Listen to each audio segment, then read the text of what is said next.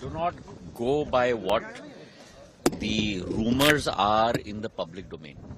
7B also does not say that you cannot uninstall the app. The problem is that a lot of the reality is lost if you don't go into the details. What does 7B say? 7B only says that the phones should have the apps installed and there should be no hindrance for the user to be able to access it. And it should not be disabled so that the user cannot use it. Nowhere does 7B say that the user cannot delete the app. So 7B is not for users. 7B is for the installation of the app on the phone by manufacturers.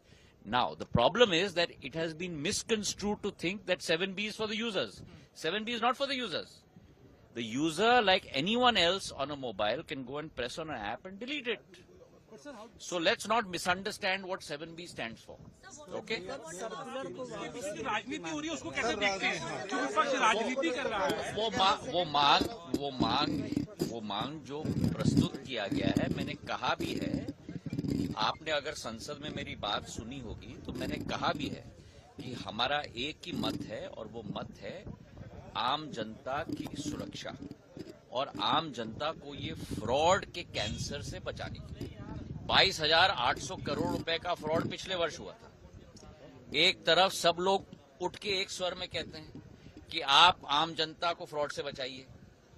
अब आम जनता को fraud से बचाने का तंत्र संचार साथी के आधार पर है, जिसका एक प्रूवन रिकॉर्ड है बहुत कम समय में, जिसके सारे आंकड़े मैंने कल भी दिए, आज हाउस में सदन के समक्ष भी मैंने रखा है और इसलिए यह कदम उठाया गया है। तो अब हमें तय करना है कि या तो हमें जनता को फ्रॉड से बचाना है या तो फ्रॉड को चलने दो। चट भी मेरी पट भी मेरी तो नहीं चल सकती ना। आप मुझे बता दो हमको क्या करना है। फिर भी मैंने सदन के पटल पे भी कहा है कि जो फीडबैक मिला है उसके आधार पे भी संशोधन करने की जरूरत है, तो हम लोग तैयार है करने के लिए।